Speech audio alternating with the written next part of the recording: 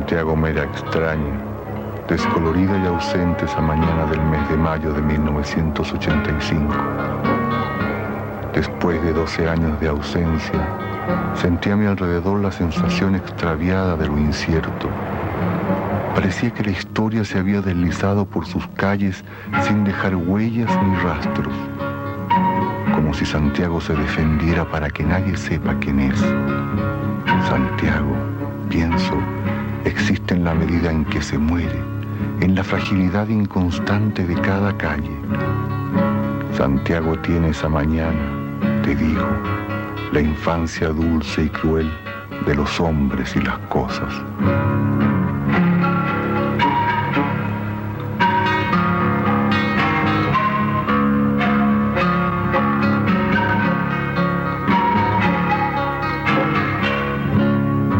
De pronto, con nitidez pavorosa comienza a aparecer la verdadera faz de la ciudad oculta. Santiago de Chile, el país del agobio, el país de la sonrisa ausente, el país huérfano, el país de la guerra subterránea.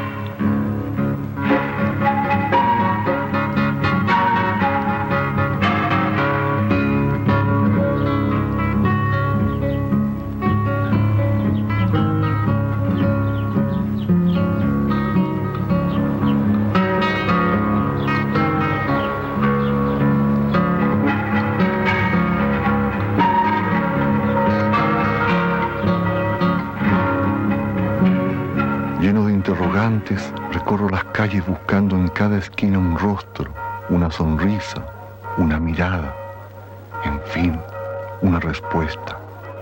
¿Qué pensaban de sí mismos los chilenos? ¿Qué significaba vivir bajo la dictadura? Significa muchas cosas contradictorias. Significa mucho dolor, sin duda. El dolor de ver este sufrimiento enorme que no imaginamos de nuestro pueblo, sometido a tantas formas de violencia, al hambre de los niños, a los niños que deben prostituirse por hambre, a las mujeres que deben prostituirse ellas o enviar a sus niñas a prostituirse por hambre. Significa mucho dolor por eso. Yo creo que la única manera como los chilenos podamos unirnos es teniendo un programa común de acción que tenga un objetivo también común, que es el volver a la democracia y derrocar a la dictadura.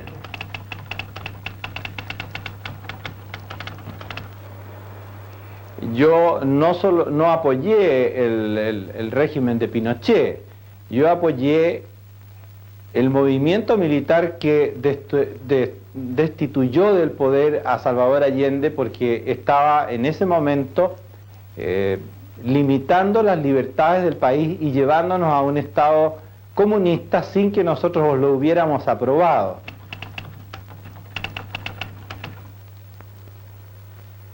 Bueno, yo creo que ha habido un gran trauma en estos 12 años en que los chilenos nos hemos alejado unos de otros, en que se ha producido un profundo abismo en lo económico y en lo social, en que las divisiones sociales han sido muy marcadas como resultado de la experiencia autoritaria.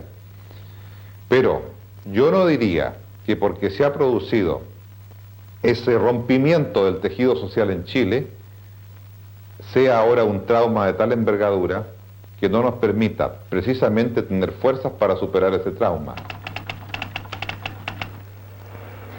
Yo creo que entre las Fuerzas Armadas como tales no hay ninguna divergencia.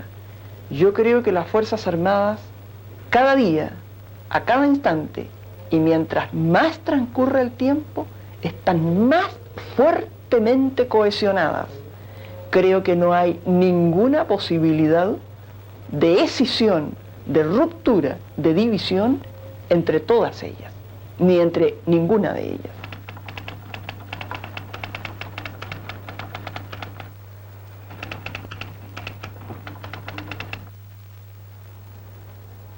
Habría que reconocer la prioridad de las exigencias que el tiempo histórico crea en Chile. ¿Cuál es esa prioridad? Acortar el término de la dictadura, por qué Chile está siendo destruido, y generar al mismo tiempo un grado de consenso capaz de dar a Chile un gobierno con capacidad de gobernar sobre otra base que las 140.000 metralletas de que dispone el gobierno de facto. El deber es ese, establecer la prioridad. No es discutir modelos de sociedad, por ejemplo, ni es envenenarse con las querellas del pasado, con las cuentas pendientes del pasado. El deber es enfrentar, el deber patriótico, es enfrentar la realidad de hoy.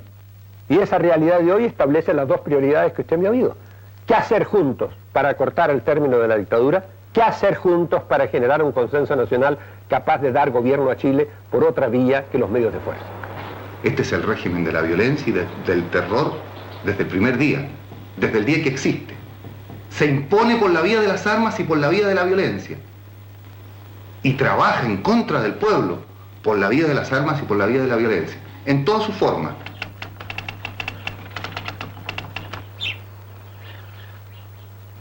No solo en las formas más brutales, sino también en las más sutiles. Violencia de conciencia, violencia en el modelo económico, violencia en la dificultad para el pueblo de poder resolver sus necesidades básicas. Y violencia en los planos más brutales también, de las armas, de la tortura, de la institucionalización, de la brutalidad.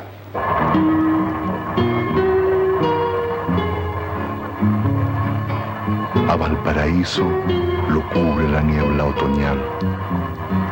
Suspendidos en el aire subimos lentamente hasta la cima de los cerros. Entre antiguas casas carcomidas por el óxido y el tiempo, entre ventanas y puertas cerradas, intentamos en vano atrapar el rostro de las gentes.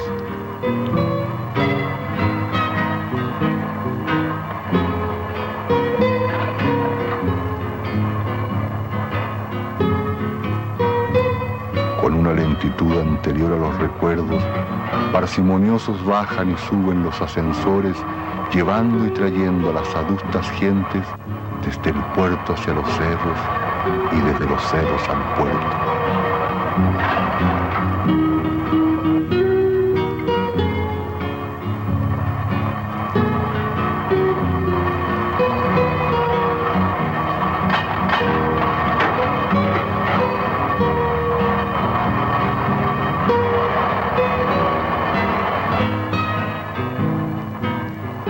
Más arriba, las poblaciones, los cerros donde viven los pobres.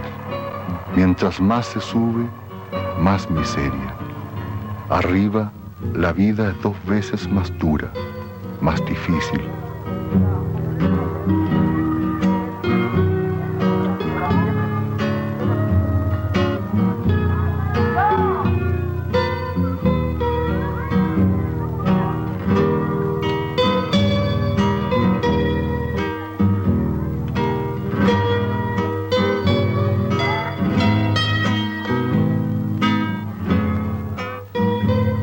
Fuera hasta antes de la apertura del Canal de Panamá, el primer y más importante puerto del Pacífico Sur, es hoy un puerto viejo y pobre.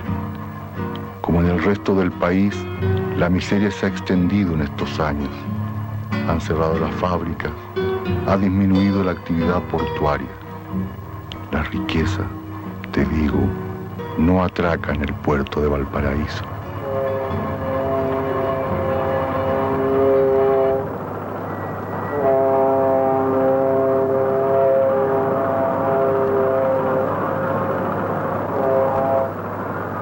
¿Dónde estás, Valparaíso? Loco, nocturno y porteño. Tú que no dormías nunca, recibiendo marineros que te amaban una noche. Dabas tus secretos, hoy pareces una estampa de librería de viejo. Te pregunto con ternura, ¿qué futuro hay a lo lejos? cantaba al paraíso, loco, nocturno y porteño. Sin lugar a dudas, hemos sido golpeados permanentemente, pero de cada golpe renace con mayor fuerza el deseo de luchar, de sacudirse de esta dictadura, de optar por una nueva primavera, de optar por un gobierno más democrático y popular, un gobierno que esté al servicio de los trabajadores y del pueblo. La legua está esperando una nueva primavera, un gobierno para los pobres, para que se acaben sus penas. Sí hay, no, para que se acaben sus penas.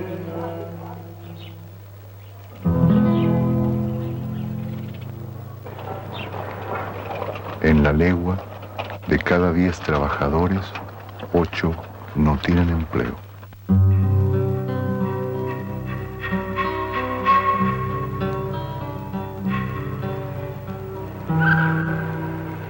Me llamo Victoria Díaz, tengo a mi padre detenido, desaparecido, desde el 12 de mayo de 1976. ¿Quién era mi padre? ¿Por qué hoy está desaparecido? Es la pregunta que me hago constantemente. Él, el único delito por el hecho que hoy está desaparecido es por ser una persona que luchaba por mejores condiciones de vida para su gente, para la clase obrera. Ese es el único delito. Delito decimos porque para el gobierno querer un sistema mejor, en donde el pueblo viva mejor, es un delito. Nosotros lo comprobamos el año 1973, el 11 de septiembre. Soy Violeta Morales, hermana de Newton Morales Saavedra, que está detenido desde el 13 de agosto de 1974. Para nosotros ya se van a cumplir 11 años la desaparición de mi hermano. Los inicios fueron bastante difíciles, porque en esos momentos no habían organizaciones ni lugares donde nosotros pudiéramos recurrir para encontrar apoyo y denunciar nuestro problema.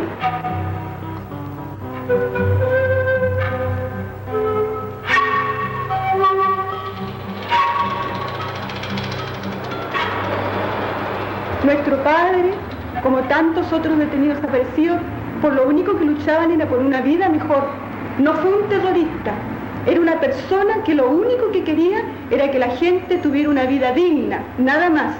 Y por eso hoy día yo me pregunto, y se lo pregunto a ustedes, ¿hasta cuándo vamos a permitir que en este país, como en tantos otros países en donde hoy día se detiene y se hace desaparecer, hasta cuándo va a ser el día en que no reaccionemos todos y nos pongamos de pie y digamos basta? Nosotros no queremos que con nuestros familiares pasen al olvido porque eran seres humanos. No queremos que este problema pase al olvido porque va a volver a suceder.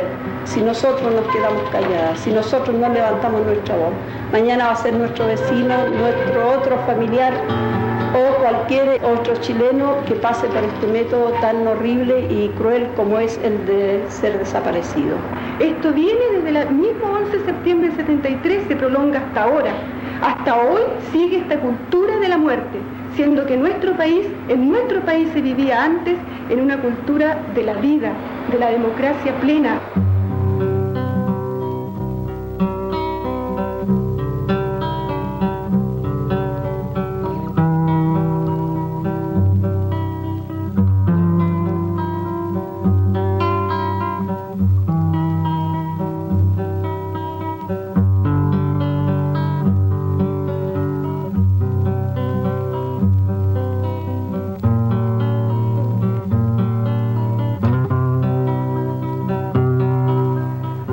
Yo no soy juez para reconocer responsabilidades de nadie. Yo creo que son los órganos jurisdiccionales y creo que a veces son también los juicios de la historia los que deben precisar esas responsabilidades. Por eso, cuando se habla de que hubo torturas, de que hubo desaparecidos, etcétera, etcétera, etcétera, yo digo que sea la justicia la que diga si la hay o no la hay. No podemos ser las personas individuales, sin el manejo de los antecedentes concretos de cada caso, el que estemos diciendo, sí señor, hay un hecho punible o no lo hay. Porque si lo sabemos y sabemos cuál es el hecho punible, nuestra obligación es ponerlo en conocimiento del juez del crimen para que castigue ese crimen. Cuando ella integraba el cerrado círculo del poder en las calles y en sus hogares, eran arrestados hombres y mujeres que hoy constituyen la larga lista de detenidos desaparecidos.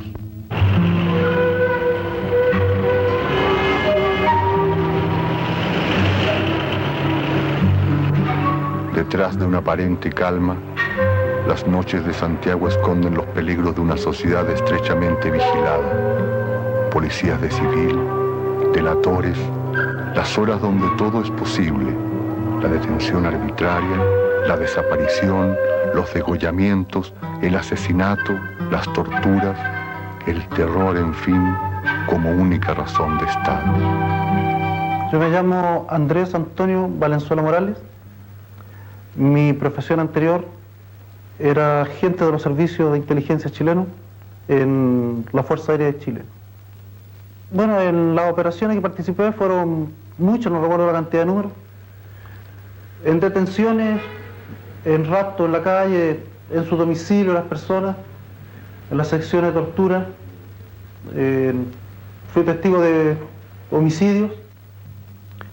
El trabajo en general dentro de los aparatos de seguridad es tratar de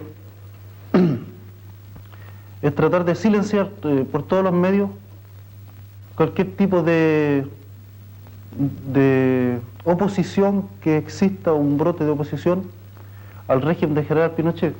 Esto existía en tratar de quebrar moral, psíquica y la vida de las personas para que no existiera una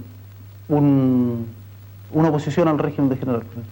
Un sospechoso era seguido durante semanas por un equipo especializado en los cuales estaba yo, haciendo seguimiento, fotografía de los contactos que él tenía con otros compañeros de él, de su partido. Posteriormente eran detenidos, se les entregaba equipos de interrogadores con los antecedentes que ya se tenía de esta persona. Ellos lo interrogaban bajo tortura, con electricidad en las partes sensibles del cuerpo, golpes de pie y puño, eran colgados de las manos sobre esposas. Al colgarlos les ponían, eran vendadas las muñecas con vendas de cualquier tipo y después los esposaban. Después de estar esposados eran colgados por lo general a fierros que existían en el techo, con los pies que apenas rozaban el suelo. Entonces, todo el peso lo tenían en los brazos. Así los mantenían hasta por más de 1 o 2 horas. Empezaba la tortura con esta gente al momento mismo de bajarle los brazos. Yo me acuerdo que gritaban de una forma muy increíble, ya que se les para la circulación de los brazos, no llega la sangre arriba. Entonces al bajarlo, baja la sangre de un viaje y... Bueno, yo conversaba con ellos, yo les preguntaba después qué sentían. Yo nunca había pasado por eso, ni he pasado. Entonces me decían que eran como millones de agujas que se le metían en los brazos en ese momento de dejarlo. La primera vez que participé en una tortura fue presenciándola. Me iniciaba recién en esto de los servicios de seguridad, el año 74. Fue en un departamento de la Plaza Pedro de Valdivia en Santiago, que había sido un ex militante del MIR y se usaba para la sección de tortura. Me llevaron acompañando a algunos jefes, oficiales que hacían este tipo de trabajo, junto a otro conscripto, y presenciamos que golpeaban y le ponían electricidad a una muchacha joven. Lo que sentí fue miedo, porque recuerdo que el comandante Edgar Ceballos le decía a la niña que si no hablaba le iba a decir a los conscriptos que la violaran. Y eso a mí me aterró mucho. Me recuerdo ese detalle que entré a uno de los dormitorios del departamento y me puse a llorar, yo estaba muy asustado. Y desde esa vez yo creo que me empezó a pensar por mi cabeza de que no me tenía que ir nunca de ahí. No quería tomar el puesto de la niña.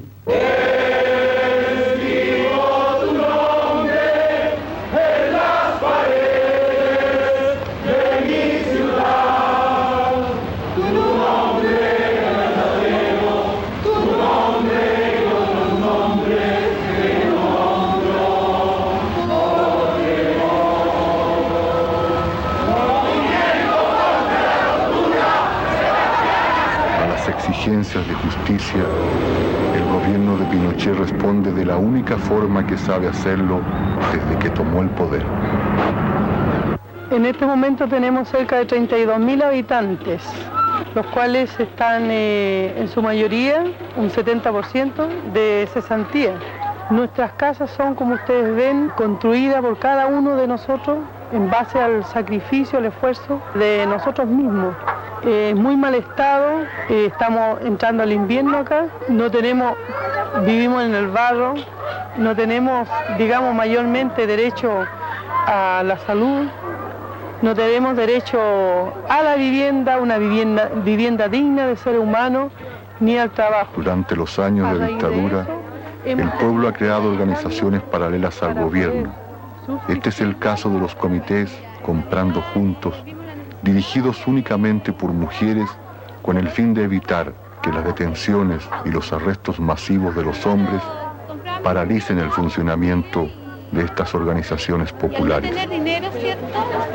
Teníamos que comprar los negocios y lo que por octavo, por cuarto nos salía el doble, el triple fiscal. Entonces decidimos, ¿por qué nos juntamos y vamos a la vez y compramos, qué sé yo, una cosa así? Y esto tomó color, ¿cierto? Se entusiasmaron nuestras familias y bueno, y aquí estamos.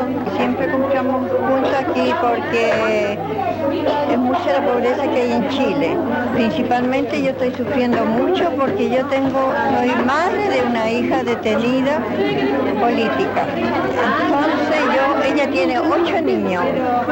Yo tengo que saberlos mantener, ayudarlos por aquí y por allá, aunque yo gano muy poco, pero yo tengo que ayudarlos con los comprando juntas, que se compra más barato. Poder sentir de que puede formar un hogar, porque en estos momentos nadie puede decir, yo mañana voy a sacar una carrera, voy a estudiar, voy a sacar una carrera, voy a formar un hogar para poder casarme y tener hijos, educar a mis hijos. En estos momentos solamente luchamos por subsistir, nada más. Nosotros luchamos y pedimos y deseamos una democracia plena. Nosotros peleamos no solamente por las reivindicaciones de tener el derecho, como les decía, a la salud, a la vivienda. Todo eso va desde un cambio de régimen, desde un cambio de gobierno. El futuro, como lo vemos nosotros, siempre de sacrificio, pero libres. Nosotros, eligiendo a quienes nos gobiernan, nosotros andando libres en las calles, sin temor a que cualquier día se nos detenga y se nos lleve y desaparezcamos o aparezcamos muertos. Yo soy esposa de un preso político. Mi esposo lleva 3 años en la cárcel sin sentencia y ahí están los cientos de hombres y mujeres en Chile que han tenido la valentía de levantarse contra el régimen. Aquí habimos como 250 personas, 50 y tantas familias. Hay personas que tienen 7 niños, 4, 5, la que menos tiene 2, otras tienen 9. Hay familias que traen como carga a su madre, a su padre, a un hijo enfermo. Aquí tenemos un caso de esta señora. Esta señora tiene el marido de ella cesante, un hijo detenido por político. Ella trabajaba en el POP, la echaron del POP también. Entonces tuvo que agregarse aquí a la olla común. Casi toda la gente tiene problemas. Somos requete pobres. La olla se hace todos los días con puras cosas pedidas, de la caridad de la gente. Se va a pedir a La Vega, se pide huesos, se piden papas, se piden botellas. Ahora estamos en la campaña de la botella, pidiendo botellas para poder vender. Estamos cocinando con viruta, nos dan la viruta. Lo que sobra de los muebles nos dan. Plata no tenemos gas, ni siquiera una caseta donde cocinar. Estamos cocinando a la intemperie. Cuando llueve, ahí es milagrosa que salga el agua. A la gente se le cobra aquí 10 pesos o 20 pesos a veces, y más encima una cooperación. Traen lo que pueden, papitas, cebolla, cualquier cosita. Aquí hay 16 ollas, todas pertenecen a un decanato. A todas nos dan raciones iguales. Ahora no tenemos aceite, no tenemos leche, harina. Así que solamente estamos cocinando papa y arroz, lo que la gente puede traer. Todos los maridos cesantes, la mayoría de varias viudas también aquí. La olla común es una respuesta frente al hambre de un país. En Santiago, más de 30.000 personas reciben su única comida por este medio. El objetivo principal de esta ayuda es un poco dar a conocer el sentido de la vida. Lo vemos un poco por los presos políticos, por los desaparecidos y por los allanamientos y más encima por los torturados. Yo creo que nosotros queremos concretamente que toda esta escala de terrorismo que se ha venido creciendo como hartos meses atrás y varios años, cese. Que no haya tanta represión en la población, que no haya una protesta, matan a una persona, matan a cualquier poblador y ahí nomás quedan. Pero yo creo que con este ayuno nosotros algo hacemos por ellos. Por todos los compañeros que han muerto, que no que han muerto, sino que los han matado. Han sido degollados los compañeros. Caerán los que oprimían la esperanza de mi pueblo. Caerán los que comían su pancina versuda. Caerán con la violencia que ellos mismos han buscado. Y se alzará mi pueblo como el sol sobre el sembrado. Buenas nuevas a mi pueblo. El que quiera oír que oiga, y el que quiera ver que vea. Lo que está pasando en medio de un pueblo que empieza a despertar. Lo que está pasando en medio de un pueblo que empieza a caminar. Mucho tiempo has esperado, tu momento ya ha llegado. En tu seno, pueblo mío, hay un Dios que se ha escondido. No puedes haber levantado tu rostro adormecido. Buenas nuevas a mi pueblo. El que quiera oír que oiga. El que quiera oír que oiga. El que quiera ver que vea. Lo que está pasando en medio de un pueblo que empieza a despertar. Lo que está pasando en medio de un pueblo que empieza a caminar.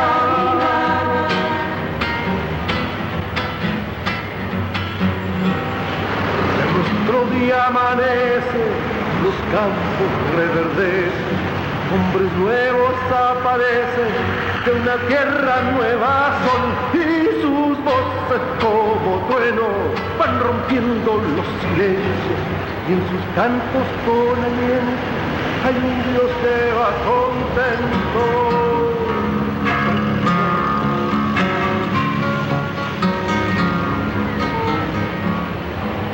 Después de varios días en Santiago, escudriño en el rostro de la gente. Busco una respuesta a tanta interrogante. ¿Encontrarán los chilenos un camino unitario? ¿Están hoy más cerca de la emoción que de las ideas? Pienso entonces en el hombre que el 11 de septiembre enfrentó solitario su destino para legarle a este pueblo una bandera.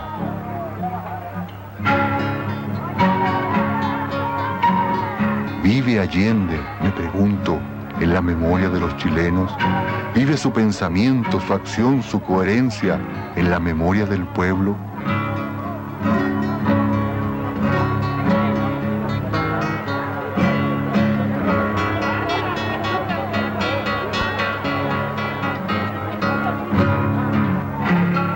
Cuesta contar las cosas. Hace falta el tiempo. Será necesario, te digo, rasgar la tierra para encontrar el alma.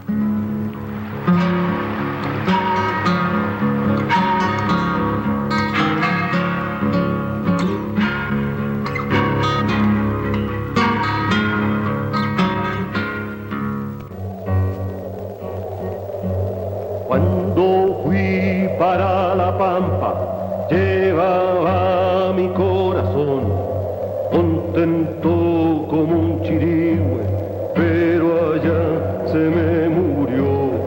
Primero perdí la pluma, luego y arriba quemando el sol. Chile, en lengua aymara significa donde se acaba la tierra, y tenían razón, a menos que sea donde comienza. Habita en su concha el caracol, cual la sombra de las leyes, el refil. En una vasta zona de 200.000 kilómetros cuadrados se extiende la región de los desiertos. La hilera de casucha, frente a frente. En 1535, el adelantado Diego de Almagro se internó por estas soledades. Regresó al Perú con sus tropas abatidas y diezmadas. Vino a buscar oro y encontró muerte, andrajos, dedos helados que se desprendían junto con las botas de sus soldados, la cara partida por el sol y el viento, los ojos ulcerados por los hielos de la noche.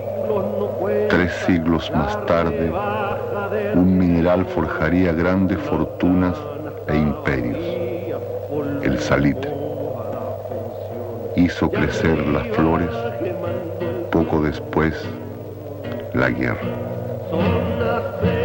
En la época del auge había aquí 120 oficinas salitreras. Hoy solo quedan pueblos abandonados. De la antigua riqueza no quedan sino escombros y agujeros. Las vías muertas del ferrocarril, los hilos mudos del telégrafo, la soledad del hombre, la memoria perdida, la presencia persistente de la muerte. Aunque donde habita gente, la muerte es mucho mayor. Enterrar la justicia, enterrar la razón, que arriba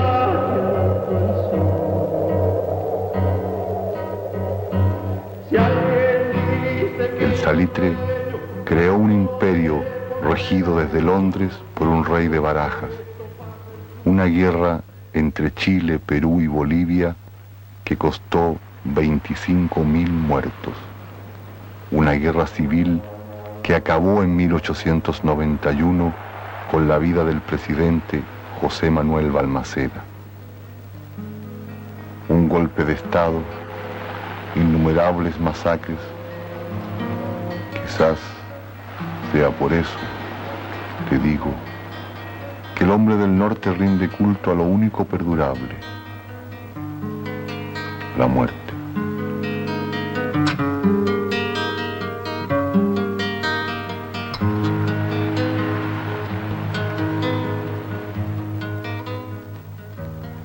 Nosotros los antofagastinos creemos que el norte tiene un orgullo aquí en Antofagasta. Este orgullo es el de ser nosotros como el crisol de toda la nacionalidad chilena, porque de acá surge un hombre que es el producto de cientos de chilenos que, venidos de todas partes de nuestro mapa, se funden en esta olla de soledad, en esta olla de sol en que estamos inmersos, y van naciendo los antofagastinos, los que van a crear una historia, los que van a levantar una ciudad. Nosotros somos así pues como una síntesis de Chile en la mitad del desierto. Y esto nos equilibra de soledad en soledad y de infinito en infinito. La ciudad está acá, por un lado el mar y por el lado la pampa, que es otro mar. De allí que si nosotros abrimos aquí los brazos en el desierto, estamos como tocando vastedades. Y el panorama nuestro es un paisaje curioso, originalísimo, porque aunque por encima no tiene nada, por dentro tiene la gran fecundidad de la tierra, tiene el cobre y tiene el salitre que es una leche que vivifica las tierras muertas, las tierras enfermas del mundo.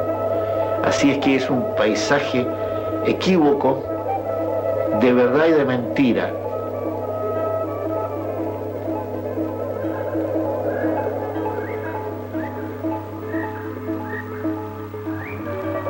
La incipiente industrialización originada por la explotación de los minerales creó las condiciones sociales que dieron inicio a la formación del proletariado chileno.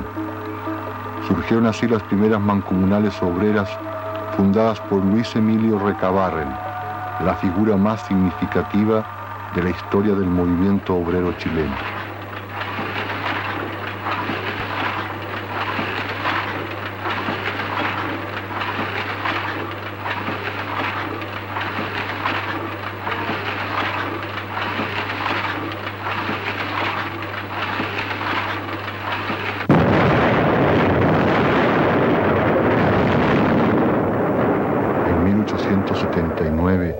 Mientras chilenos, peruanos y bolivianos intercambiaban balas y muertos en los campos de batalla, un inglés, John Thomas North, compraba con un crédito del Banco de Valparaíso las compañías salitreras, de tal modo que al final de la guerra, él y sus socios eran los únicos dueños de estos territorios. La historia del subdesarrollo repite y cierra el círculo de la dependencia. La prosperidad del norte forjó la riqueza de otras sociedades. El descubrimiento del oro blanco, como se le llamó desde Londres, provocó una estampida humana hacia los desiertos. Desde Europa llegaron centenares de hombres con sus necesidades, esperanzas, pero también con sus ideas. En menos de 10 años se levantaron puertos y ciudades no soñadas, casi un centenar de empresas salitreras y se tendieron más de 2.000 kilómetros de líneas férreas. Los estallidos sociales comenzaron con el siglo.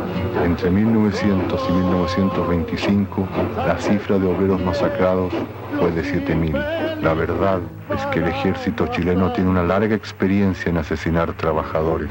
Basta citar la matanza en la Escuela Santa María de Iquique. 3.200 muertos en 30 segundos. Estos últimos años de la dictadura militar han sido muy fuertes y la gente se ha atemorizado. La lucha obrera ha sido desbaratada y en consecuencia de eso nosotros tenemos gentes en exilio, tenemos gentes en relegación, tenemos gentes en la cárcel. Hay compañeros que han dado la vida, hay compañeros que están presos en estos momentos, hay compañeros que están expulsados, pero más que el miedo, ¿cierto?, es la voluntad de construir una patria nueva. Vino el achatamiento, porque hay que decir las cosas como son, vino un achatamiento total a partir del año 73, pero no fue el achatamiento definitivo, y de esa totalidad de gente que estaba angustiada, volvió la juventud a levantarse en las universidades, y hoy día nosotros mantenemos una firme esperanza que son los jóvenes los que van a salvar el espíritu. ¿Qué es lo que nos interesa?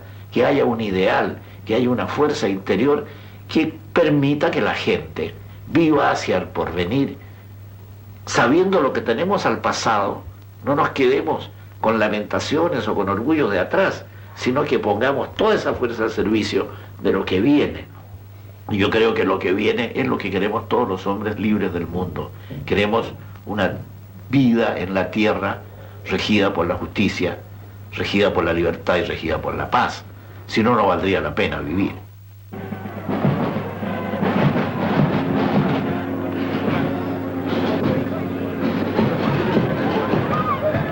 Es en el norte del país donde se manifiesta con más claridad el proyecto político y social del pinochetismo, el espectro de una sociedad fascista basada en la exaltación externa de los valores de la nacionalidad. Tienes tu cielo a su lado, una brisa te cruzan también, y tu campo de flores bordado, que es la copia feliz del Edén. Majestuosa es la blanca montaña que te dio por baluarte el Señor, que te dio por baluarte el Señor. Y ese mar que tranquilo te baña, te promete el futuro esplendor. Y ese mar que tranquilo te baña, te promete el futuro esplendor. Dulce patria, recibe los votos, donde Chile tus alas curró. La tumba será de los libres, fue el asilo contra la opresión. Que la tumba será de los libres, fue el asilo contra la opresión. Que la tumba será de los libres, fue el asilo contra la opresión. Mi nombre es Sergio Aguirre, soy presidente de los obreros de la empresa portuaria de San Antonio y soy presidente del Consejo Nacional Marítimo Portuario de Chile, CONAMAPOCH. Yo fui relegado el día 29. Este pueblo, como muchos otros, se ha transformado durante el gobierno militar en un lugar de relegación de opositores políticos que han sido enviados aquí a cumplir condenas de confinamiento obligatorio. Este es un pueblo acostumbrado a recibir relegados del año 75 aproximadamente.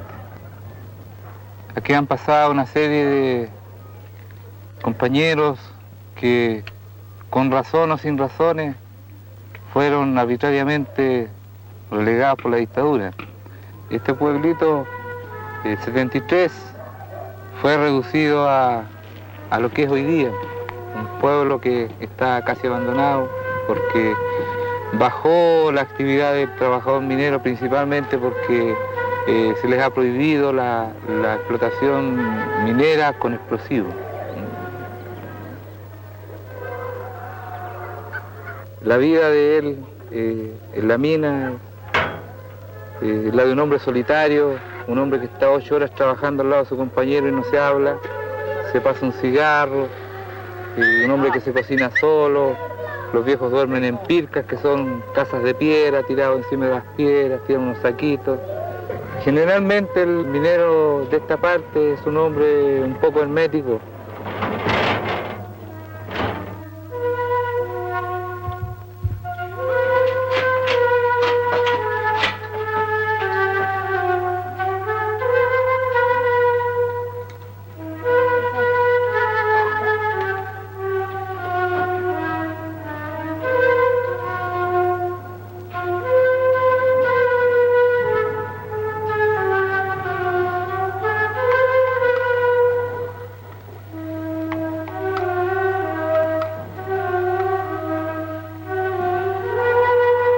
Las mujeres, te digo, se hastían de la tierra estéril.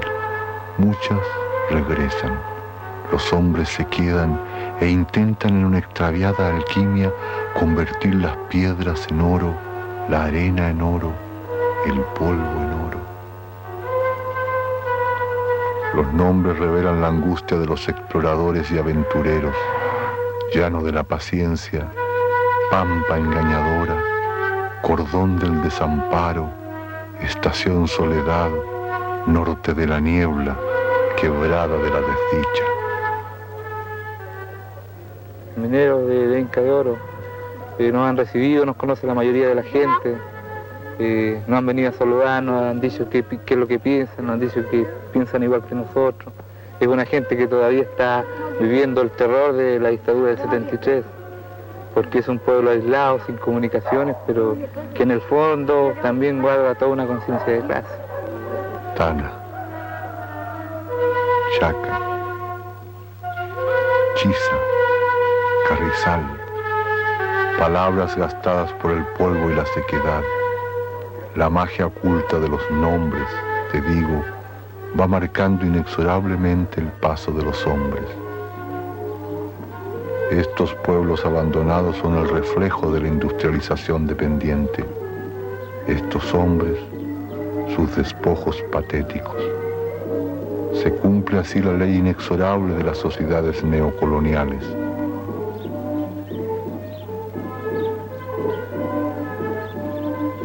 La riqueza de la tierra trae consigo la pobreza del hombre.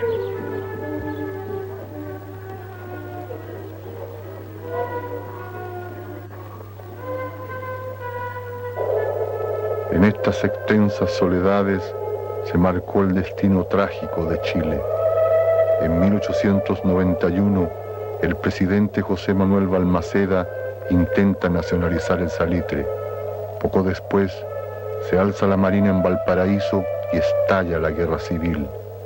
Derrotado el presidente Balmaceda, se suicida en la legación argentina.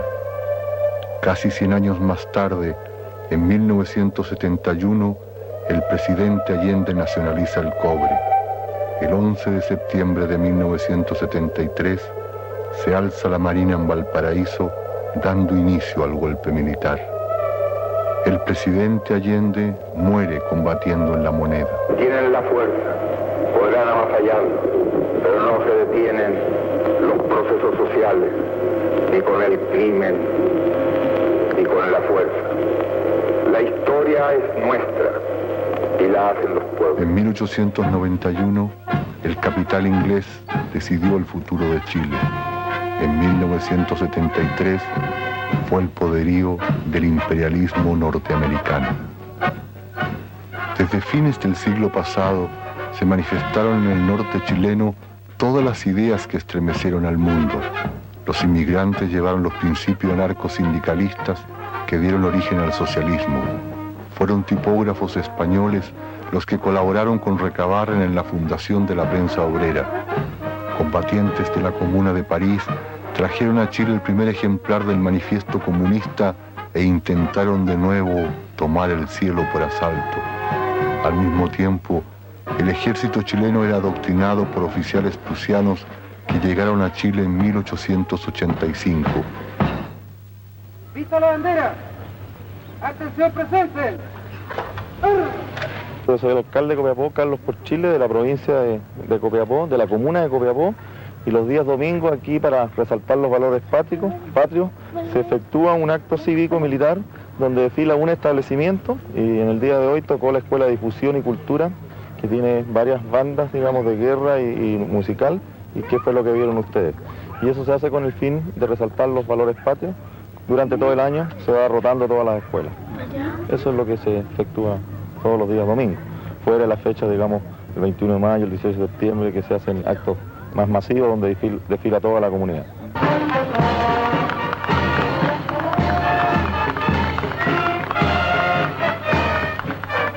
Los militares que usurparon el poder en Chile acabaron con 150 años de vida democrática. Las ideas fueron proscritas, los libros quemados, la ley arrasada, la constitución pisoteada, el país regido por un fascismo anacrónico, la enseñanza militarizada. Así, estos desfiles militares, estas bandas de música, estos niños disfrazados de soldados son los signos inquietantes, te digo, de la contrarrevolución de 1973.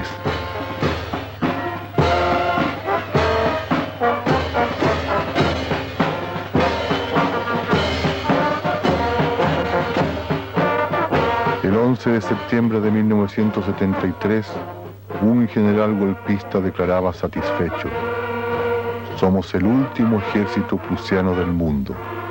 Y tenía razón.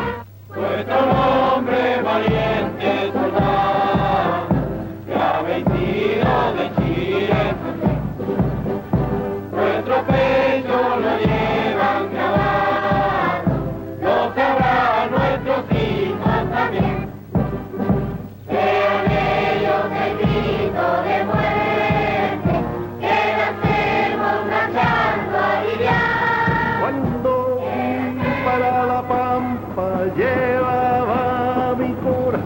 Balmaceda, Recabarren, Allende, el salitre, el cobre, el hombre, se conjugan como una sola frase en la historia de Chile.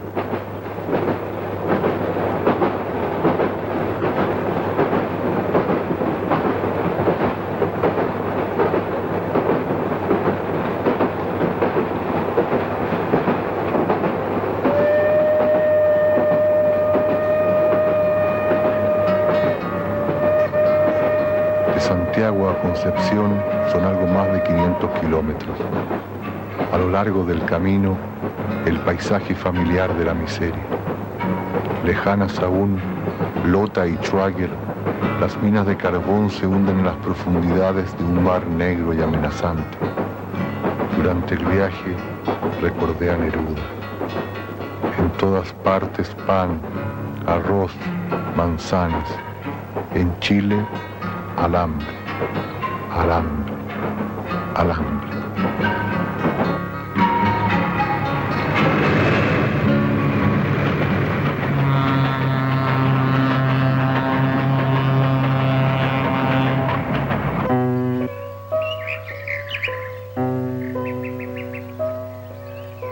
Sobre los laberínticos campamentos se levanta el gran parque construido en 1862 por Matías Cousiño a su amada Isidora. El paraíso de amor sobre el infierno. Matías Cousiño trajo árboles de todos los rincones de Chile para complacencia de Isidora. Estatuas de diosas inventadas que simbolizan los distintos estados del alma, la alegría, la tristeza, la nostalgia del amor perdido. En el fondo, un palacio de cuentos de hadas desde cuyas terrazas se ve hasta el infinito el océano del mundo. Entre los jardines, las estatuas de mármol testimonian su pasión incontestable.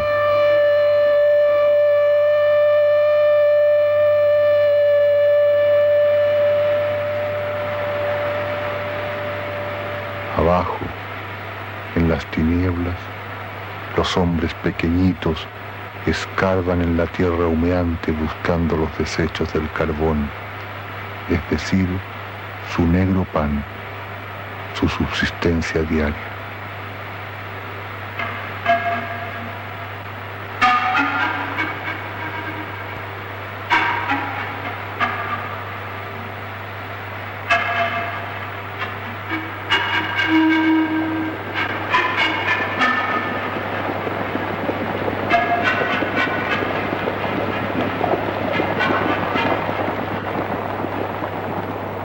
¿Quién puede? ¿Puedes tú ilegitimizar la belleza? Arriba, el gran parque, la flora y la fauna, el aire oxigenado.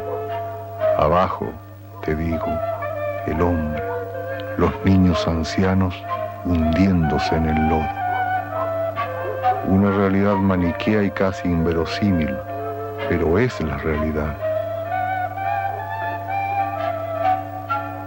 En Lota y Schwager permanecen intactas las huellas de la industrialización inglesa, los galerones donde viven hacinadas las familias, las estructuras de hierro y el vacío. La ciudad oscurecida por el polvo del carbón que ensucia la ropa, los pulmones, el alma. Lota, te digo, no hay espacio para la esperanza. Rompiendo el vientre a la tierra, pa' pagarme un ataúd.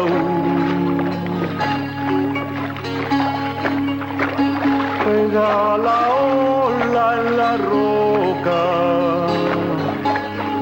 la mina me pega a mí, sacando 4 carbones. En el siglo pasado, el escritor Baldomero Lillo describió las minas y la vida de los mineros en todo su detalle. Todavía su crónica parece actual. Es como estar en Gales hace 100 años, tanto por la niebla saturada de hollín como por las condiciones de trabajo que siguen siendo anteriores a la revolución industrial.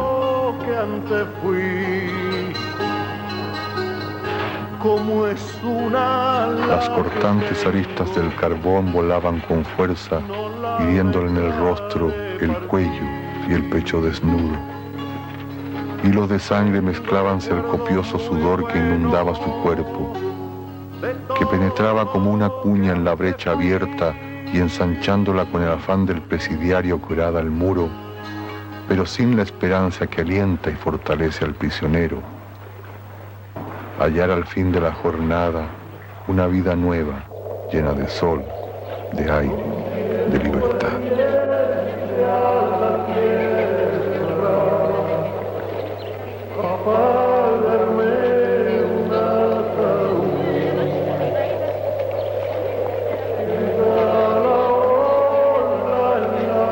De hecho, aquí hay mucha cesantía, hay hambre, hay miseria y todo lo que pueda haber. Lo que nosotros en estos momentos nos queda es la vida y por lo tanto esa la tenemos que defender, cueste lo que cueste.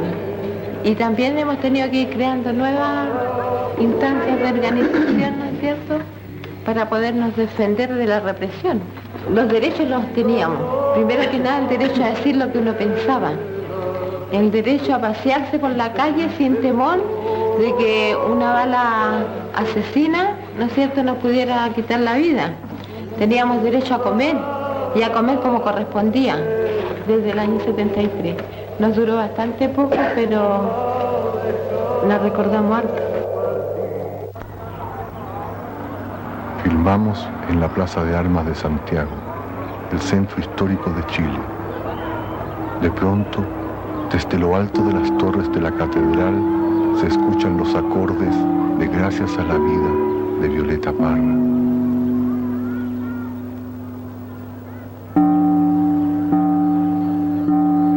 La policía se da cuenta que filmamos. Me acerco y pregunto por el pasado histórico de la ciudad, por los detalles de la arquitectura, en fin.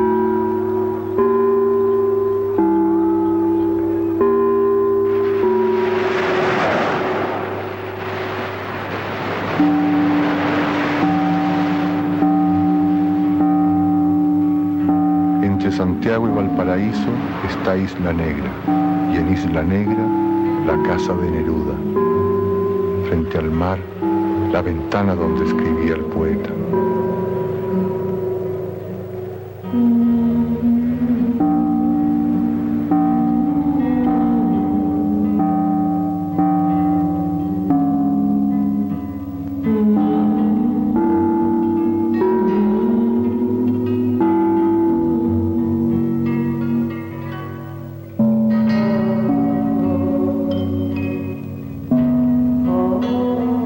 En la casa de Isla Negra ya no flamea la bandera azul con un peso horizontal encerrado en dos círculos que indicaba la presencia de Neruda.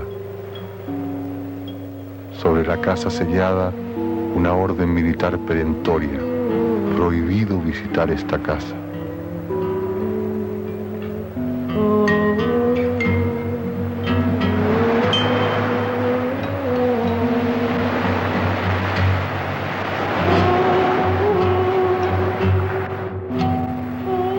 Entonces ves, rodeando la casa de altas torres de piedra, una interminable verja de madera, y en ella los mensajes de todos los enamorados que, transgrediendo la prohibición y las tinieblas, le han escrito al poeta.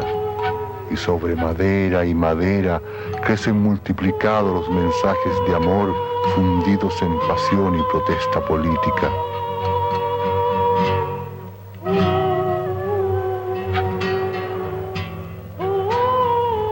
Porque amaste la libertad, te recordamos, Pablo.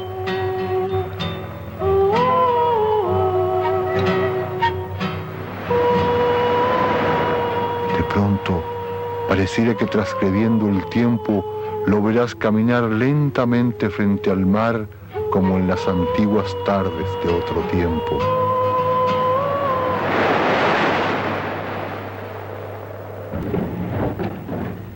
Una mañana recibimos al fin la esperada noticia. El Frente Patriótico Manuel Rodríguez, que lucha en la clandestinidad contra la dictadura, aceptaba el encuentro. Después de un viaje de horas por caminos y calles desconocidas, nos encontramos con los jóvenes que combaten a través de la vía armada a la dictadura.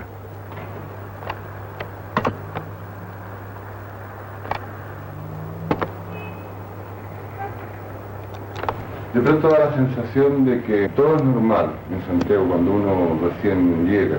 Todo parece completamente en paz, normalizado. Se ve una ciudad aparentemente tranquila. ¿Es eso cierto? Esta aparente tranquilidad que ha habido en estos meses del año 85 es básicamente un salto enorme que se está gestando. Santiago, las ciudades del resto del país son un volcán oculto que se apresta a estallar. El gobierno los acusa de terroristas. En primer lugar, en este país hay un solo terrorista, y ese terrorista es Pinochet. Es él el quien tortura, que secuestra, que mata, que obliga al pueblo a pasar hambre. Él es el gran terrorista. Nosotros con nuestras acciones lo que hacemos es simplemente la justa actitud de defensa de ese terrorismo. ¿Cómo definirían ustedes a Pinochet? Pinochet se sostiene hoy esencialmente por la fuerza de las armas, estando aislado en el terreno político, nacional e internacional. De ahí que Pinochet se esfuerce porque las Fuerzas Armadas mantengan su cohesión en torno a él. Para eso han creado todo un sistema dentro de las Fuerzas Armadas, tanto en términos de corrupción, de altos sueldos, de represión interna. ¿Cómo vislumbran ustedes la futura sociedad chilena? Básicamente nosotros queremos una democracia que se la dé el pueblo, que esté definida por el pueblo, que vaya en defensa de los intereses de la gran mayoría de ese pueblo. ¿Qué significa para ti la vida?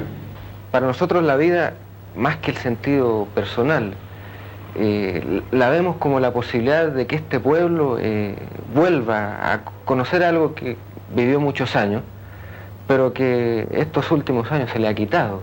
Es el derecho a reír, a tener una familia, a darse el destino que el propio pueblo quiere. En definitiva, a los rodriguistas nos une la voluntad y la decisión de terminar con este régimen. Lo que ocurra después, el propio pueblo será quien se lo dé. Es decir, terminar con la dictadura, volver a la democracia. Solo en la medida en que el pueblo día a día vaya llevando a cabo un combate ascendente, cada vez con más fuerza, empleando todas las formas, también las formas armadas, solo así pensamos nosotros que será posible llegar a que este país se libere de Pinochet. ¿Qué importancia tiene para ustedes la figura y el legado histórico del presidente Allende? Allende, la figura de Allende y Allende con su personalidad, con su accionar, marcó toda una parte fundamental de la historia chilena. Y por otro lado, es un símbolo que nosotros también recogemos, el Allende que está con el fusil en la mano, que se enfrenta a quienes avasallan la Constitución, a quienes avasallan al pueblo. Para el pueblo chileno, Allende sigue vivo y se prolonga en la lucha del Frente Patriótico Manuel Rodríguez.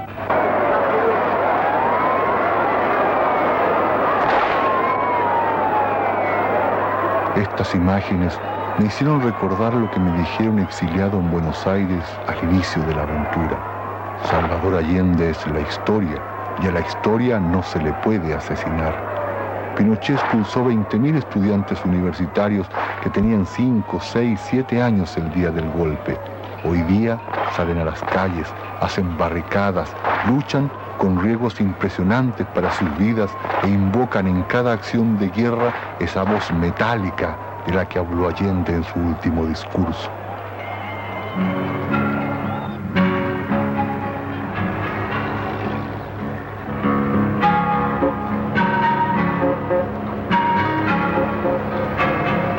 Tres días después, lograríamos filmar en el interior de La Moneda el Palacio Presidencial, sede del poder político de Chile.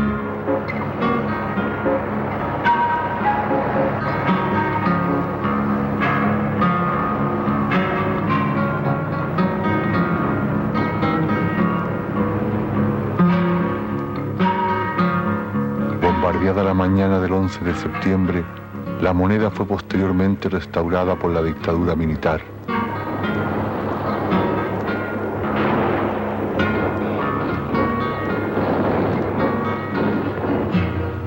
A pesar que todo se ha cambiado con el propósito de borrar hasta el último vestigio del presidente asesinado, la presencia de Allende, su historia, surge viva en el recuerdo.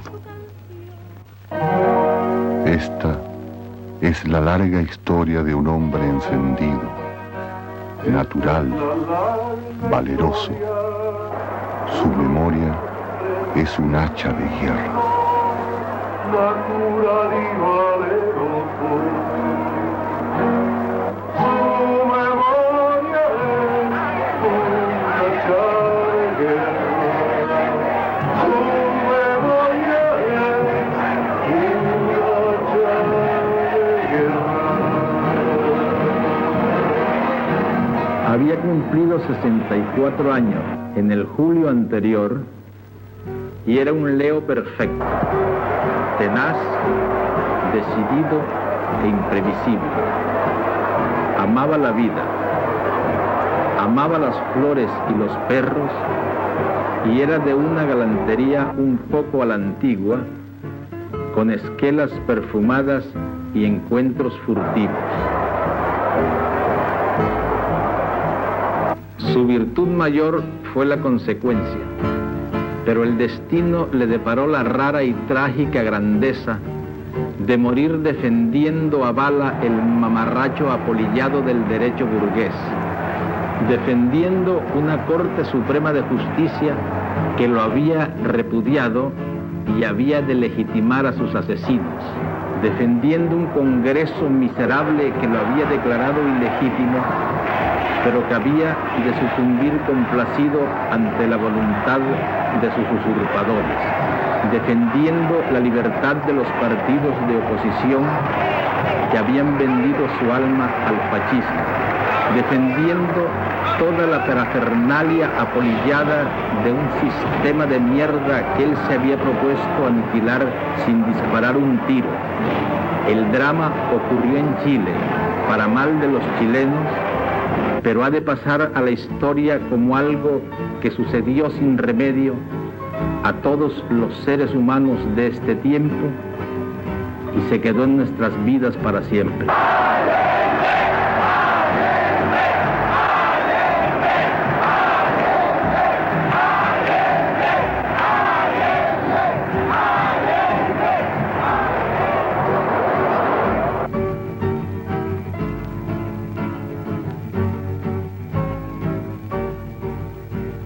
Yo conocí a Salvador Allende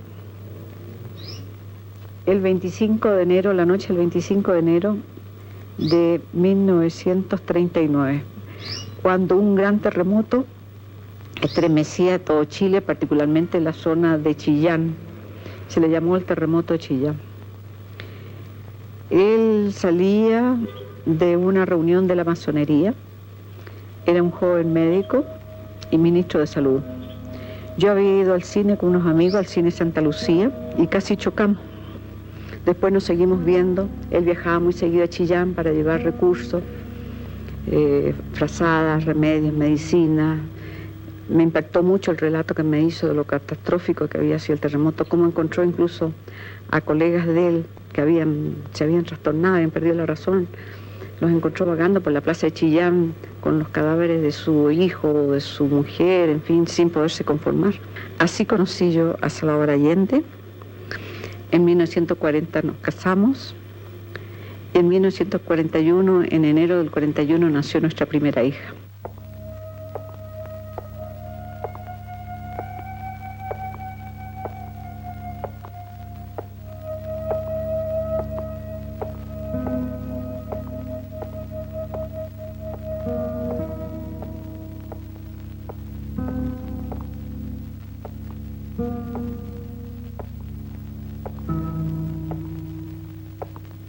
En esta pieza, que es mi escritorio, donde están los libros y se han apuntado también muchas fotografías, hay muchos recuerdos de Salvador y de mi hija Beatriz, fallecida trágicamente en La Habana el 11 de octubre del año 77.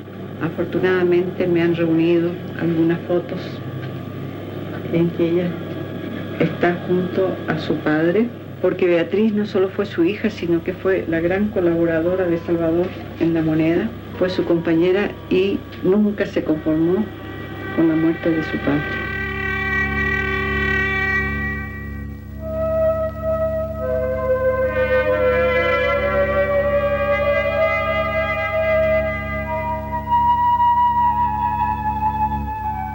El triunfo electoral de Salvador Allende, el 4 de septiembre de 1970, abrió la posibilidad cierta de realizar en Chile una revolución distinta a todas las conocidas. Nació así la vía chilena al socialismo.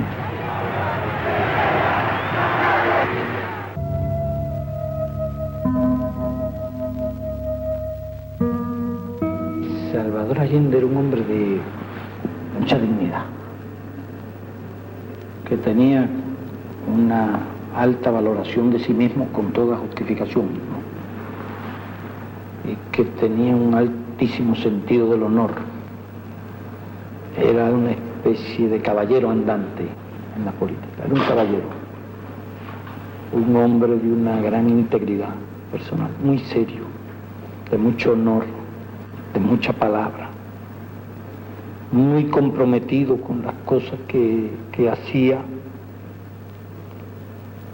Y creo que a estas características hay que añadirle, bueno, un intelecto fuerte, vigoroso. Era un hombre muy inteligente. Pienso, por supuesto, que era en la misma medida un hombre apasionado con las cosas que hacía. Y un rasgo muy sobresaliente de su personalidad y que lo demostró al final de su vida, un hombre de un gran valor personal. A ustedes que han contemplado por sus propios ojos la miseria en que viven muchos de nuestros compatriotas, ustedes, huéspedes y amigos, en la voluntad de Allende, en la serenidad de su palabra, encontrábamos, ¿recuerdas?, la respuesta a la inquietud que nos golpeaba la conciencia. Sus palabras traducían la justicia posible. Su voluntad rompía el tiempo, transformando. Alcanzó a tomar en sus manos la dirección de su destino para caminar por la vía democrática hacia el socialismo.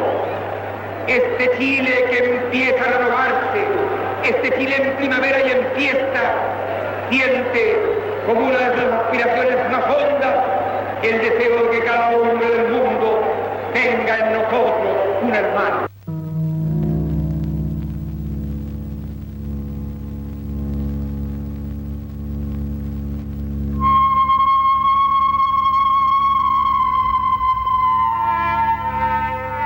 Allende lo había dicho muchas veces, que si bien era difícil ganar las elecciones, más difícil sería gobernar.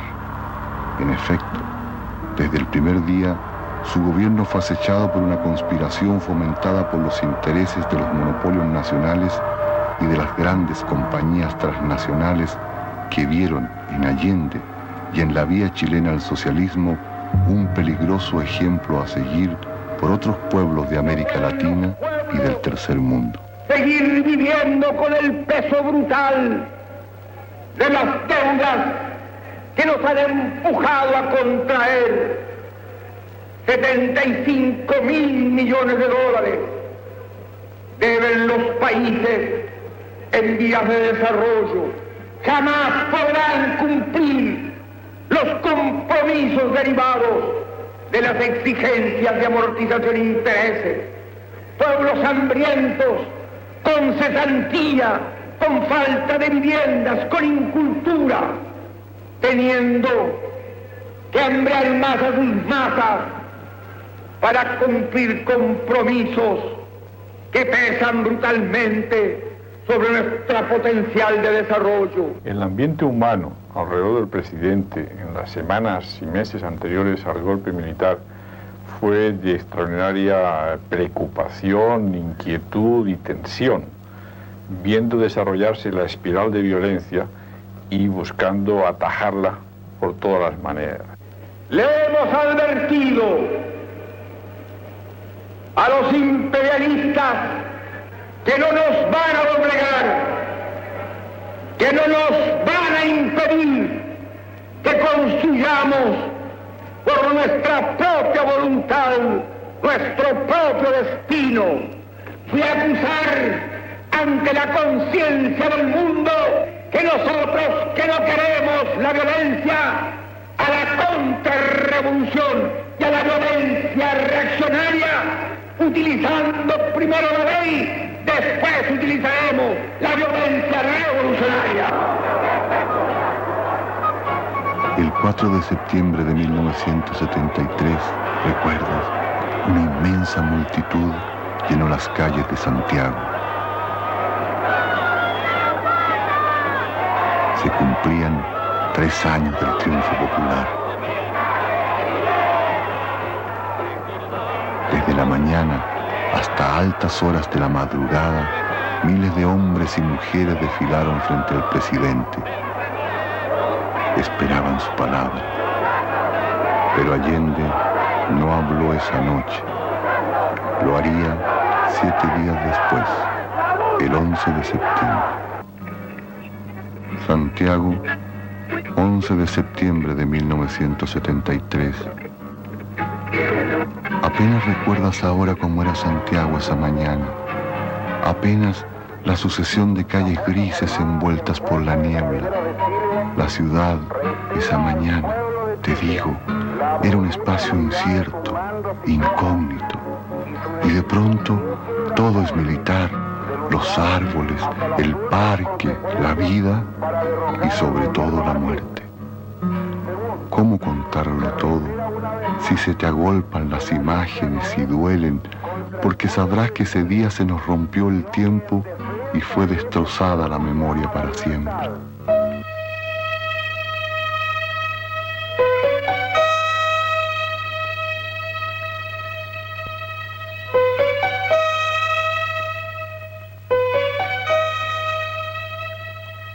A pesar que todo se ha cambiado con el propósito de borrar hasta el último vestigio del presidente asesinado, la presencia de Allende surge viva en el recuerdo. Su presencia se siente, te digo, en los antiguos salones restaurados. Como escribió Neruda, después del bombardeo aéreo entraron en acción tanques, muchos tanques, a luchar intrépidamente contra un solo hombre, el presidente de la República, Salvador Allende, que los esperaba en su gabinete sin más compañía que su gran corazón envuelto en humo y llamas. Tenían que aprovechar una ocasión tan bella.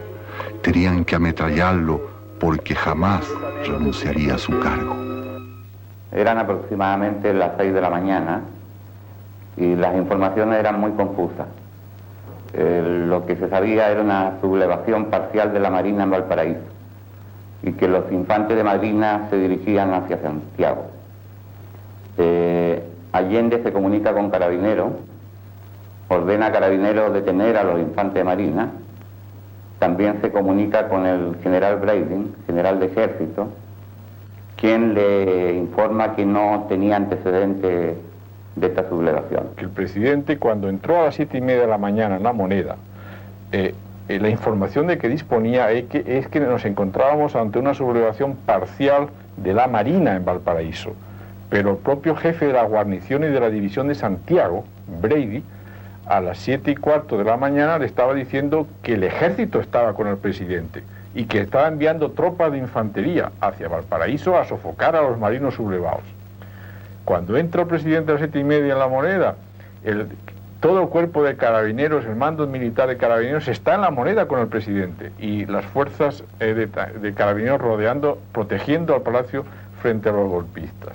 Solamente a las 8:30, de 8:30 a 9, el presidente se va dando cuenta de que se suman a la sublevación los mandos del ejército y que el mando de carabineros es decapitado.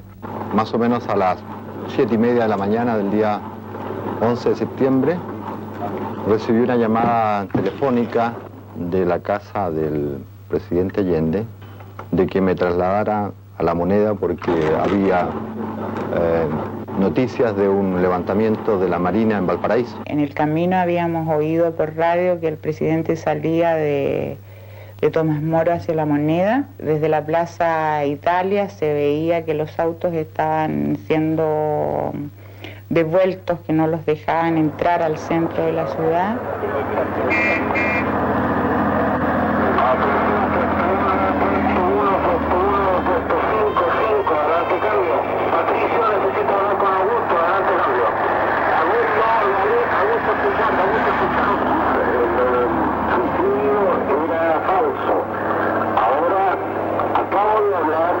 El clima todavía era confuso. Allende seguía recabando información, pero no sabíamos nada con certeza. Se estaban haciendo algunas consultas, no se vislumbraba ningún ambiente de lo que posteriormente iba a ocurrir. En general, diría yo que había muy buen ánimo. Allende se da cuenta a las 8:30 de la mañana, después de la primera proclama de la Junta golpista, de que las 4 ramas de las Fuerzas Armadas estaban metidas en el golpe. Cuando él se da cuenta de que la jerarquía, el mando institucional de las Fuerzas Armadas, del Ejército concretamente, que es el respaldo central, ha traicionado, su reacción fue absolutamente realista. Yo le pregunté, presidente, ¿no cuenta usted con un solo regimiento? Y su respuesta fue calmada y tranquila, ni uno solo, punto. Su único comentario fue apoyar la mano sobre su mesa, mirar a lo lejos por la ventana de su despacho y comentar en voz muy baja, en ese momento estábamos solos él y yo en el despacho: 3 traidores, 3 traidores. Mira, me gustaría invitar al jefe de carabineros que reuniera a sus tropas porque iban a ser bombardeadas. Así que los carabineros pueden salir de La Moneda en este momento. El edecán naval y el edecán del ejército le solicitaron al edecán de la Fuerza Aérea, al comandante Sánchez, que tuviera una reunión con el presidente para obligarle rendición. Se hace la reunión y yo me quedo dentro de la reunión. Entonces insiste los edecanes que yo salga de la reunión, que querían hablar a solas con el presidente. Entonces yo salgo de la reunión, sin embargo nos quedamos escuchando a través de las puertas. Y tomamos posiciones a través de todas las puertas del despacho, porque tampoco teníamos confianza de dejar al presidente solo con los 3, dijéramos, militares. Y ahí le insisten de que todas las Fuerzas Armadas estaban, ¿me entiende?, involucradas en el golpe, que no había ninguna posibilidad, y que se rindiera. Allende les dice, le comunica que él no se va a rendir, les dice que ellos que ellos cumplan con su deber, que ellos se pongan a disposición de sus altos mandos y que pueden abandonar La Moneda. El edecán naval y el edecán del ejército estaban muy nerviosos y yo diría que hasta intranquilos. En cambio el edecán aéreo, el comandante Sánchez, estaba sensiblemente emocionado.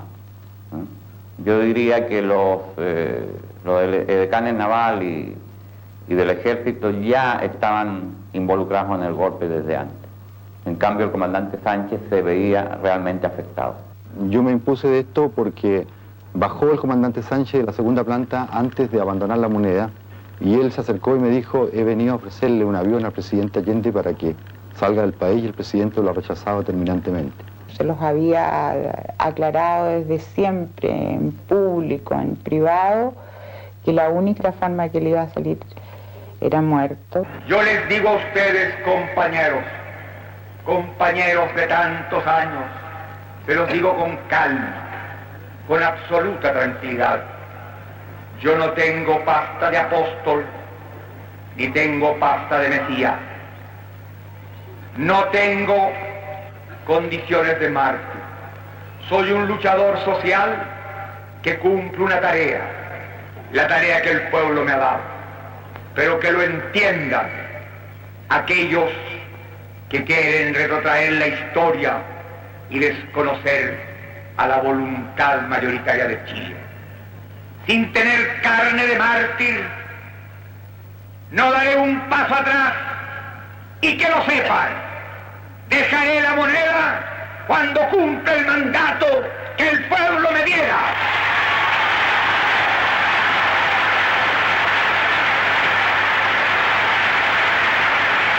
No tengo otra alternativa. Solo acribillándome a balazos podrán impedirme voluntad que hacer cumplir el programa del pueblo. En previsión de circunstancias de emergencia, el presidente había hecho colocar al lado de su mesa presidencial 3 teléfonos conectados directamente con 3 emisoras de radio diferentes. Esa mañana, desde las 7:30, estuvo dirigiéndose a través de esas emisoras a la población y sucesivamente fueron bombardeadas, inutilizadas, hasta que a las 9:15 de la mañana quedaba únicamente con posibilidad de salir al aire una emisora de las 3, Radio Magallanes, y a través de esa emisora es que pronunció su última locución. Deja su fusil sobre el escritorio y toma el teléfono a magneto, porque ya las comunicaciones telefónicas normales no funcionaban, y se trata de comunicarse con Radio Magallanes. Tuvo muchas dificultades y de pronto al otro lado de la línea seguramente le contesta y él dice: aquí habla el presidente. Cuando entré al gabinete del presidente, en ese mismo instante él estaba hablando por radio. En un contexto que muestra bien el ambiente de serenidad dramática que se vivía. Las puertas de las ventanas del despacho del presidente que daban a la Plaza de la Constitución estaban cerradas porque se esperaba que de un momento a otro sonaran los disparos o entraran balas.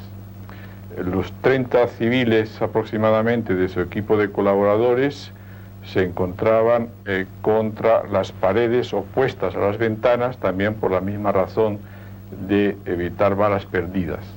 Y detrás solo de la mesa, de su mesa de despacho, el presidente descolgó el teléfono y de una forma absolutamente improvisada, como era su costumbre, retransmitió el mensaje en medio de un silencio absoluto y emocionado de todos los civiles que allí nos encontrábamos, que naturalmente sentíamos y vivíamos el momento como un momento de tránsito ya de la vida a la muerte.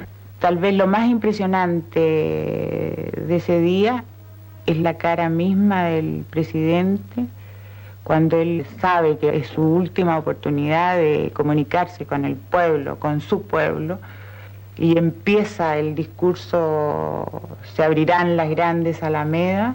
Señaló ahí que las Fuerzas Armadas habían abandonado su tradición legalista y hizo alusión a algunos de los miembros de la Junta, en concreto al general Mendoza, que lo mencionó concretamente, diciendo que era un general rastrero que algunos días antes le había manifestado su lealtad al régimen constitucional. Y recuerdo las caras de Augusto Olivares, de Carlos Jorquera, de Arturo Girón, de Óscar Soto, de Juan Enrique Garcés, los más allegados, cómo les corrían las lágrimas. Llorábamos todos. Era una cosa tan impresionante porque fue como verdaderamente su despedida, no solo con nosotros, sino que con el pueblo que la amaba tanto. General Breire está informado para que no se comentario a los militares que acuden la moneda. Cambio. Conforme. En este momento me llamó el secretario de Marina y me decía que fueron los 3 comandantes que empiezan a pedir restricciones sociales. Esa es el secretario en seco.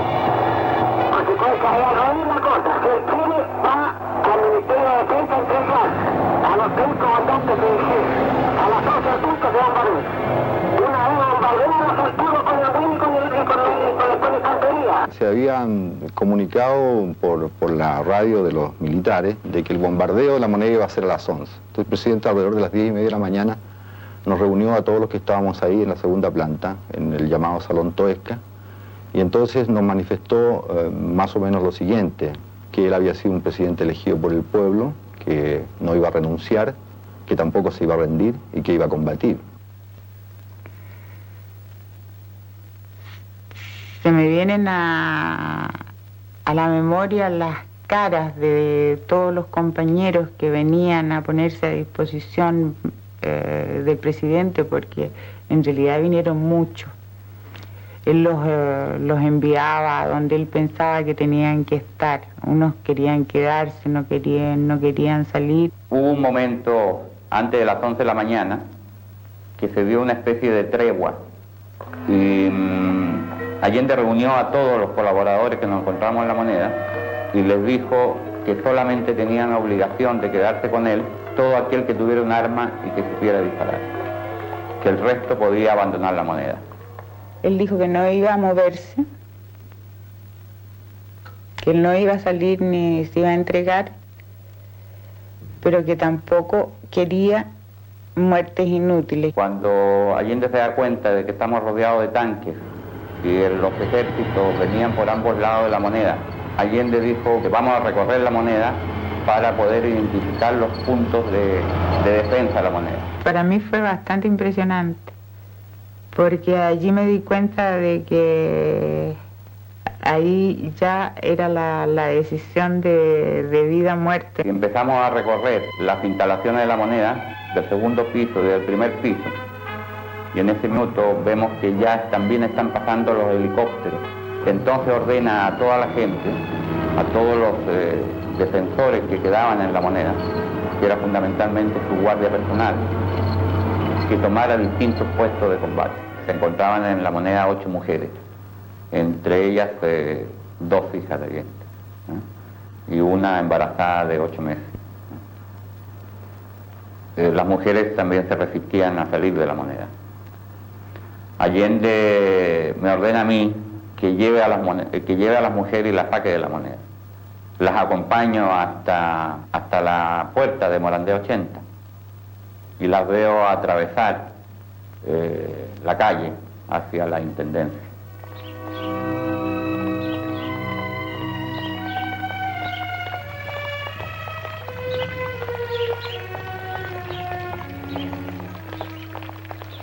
Una vez que las mujeres salieron, el presidente Allende quedó más tranquilo. Sin embargo, en La Moneda se quedan 2 mujeres.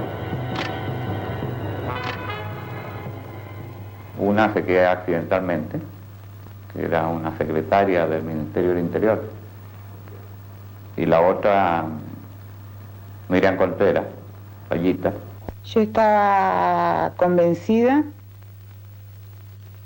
que yo tenía que permanecer, igual como los otros compañeros que allí se quedaron, que teníamos la obligación de quedarnos al lado del presidente. En ese minuto también Allende intercepta, cuando tenía el teléfono descolgado, intercepta una llamada del Ministerio de Defensa, una conversación entre ellos, del general Baeza, que dice que el único punto de resistencia que queda importante es La Moneda y que hay que destruirlo por tierra y por aire y que textualmente que hay que aplastarlos como ratas. Pinochet en una oportunidad quiere dialogar con Allende también. Entonces Allende le manda un recado, le dice que un presidente digno recibe en La Moneda. Si él quiere dialogar, que venga para acá. Por supuesto que nunca llegó. Decisión incondicional, no gubernamental. O sea, que mantiene el ofrecimiento de sacarlo del país. Mantiene el ofrecimiento de sacarlo del país. En la FK cuando habla volante. Nosotros teníamos en la Moneda 3 bazucas y se destruyen 2 tanques con la bazuca. Entonces los tanques se repliegan y se van más o menos a 100 metros de La Moneda y siguen disparando desde ahí, sobre todo el frente de La Moneda. Allende mismo, en varias oportunidades desde el comedor, dispara tendido en el suelo hacia los militares que se encuentran a la altura de la Alameda. Él mismo, dijéramos así, como comandaba, ¿me entiende?, a los pocos combatientes que tenía La Moneda. Varias veces sus instrucciones eran: no dejen de disparar, no dejen de disparar. Tomaba la metralleta y empezaba a disparar desde una de las ventanas. Venían los compañeros y lo obligaban a salir de ahí para que no lo fueran a herir. Aproximadamente 10 para las 12 sentimos el ruido de los aviones y el silbido de la bomba.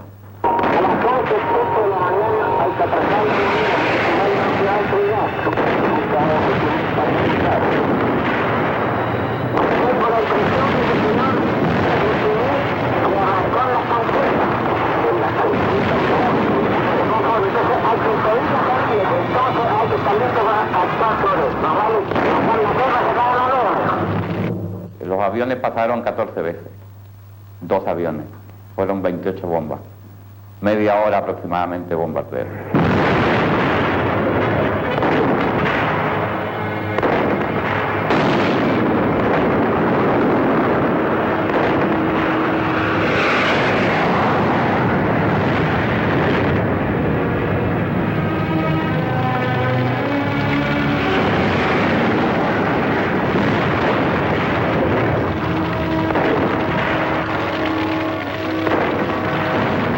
En el momento en que se produjo el bombardeo, que fue alrededor de mediodía, 12:05 me parece a mí, nosotros nos ubicamos en la segunda planta.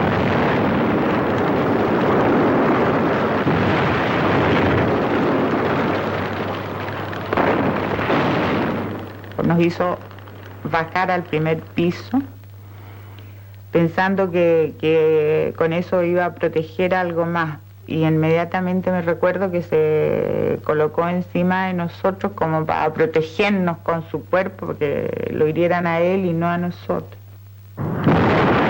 El bombardeo desarrolló una gran onda explosiva donde nosotros estamos, entonces toda La Moneda, todas las ventanas y las puertas se rompieron y se quebraron, y se produjo un gran incendio que nosotros veíamos alrededor de unos 25 metros de donde nosotros estábamos. Se estaba incendiando La Moneda. Claro, ya fue imposible estar ahí porque no se podía respirar, porque había una gran cantidad de humo, mucho calor. Es muy, muy impresionante si tú te pudieras imaginar qué es lo que sentíamos nosotros allí adentro, que era un puñado de gente. Estaban bombardeando los aviones, los tanques al frente de La Moneda. Desde el Ministerio de Defensa disparaban. Yo sabía que la Marina en Valparaíso ya se había sublevado también, entonces era como este hombre con un puñado de gente alrededor tuviera a todas las fuerzas de aire, mar y tierra, como se dice, en una guerra tan dispar.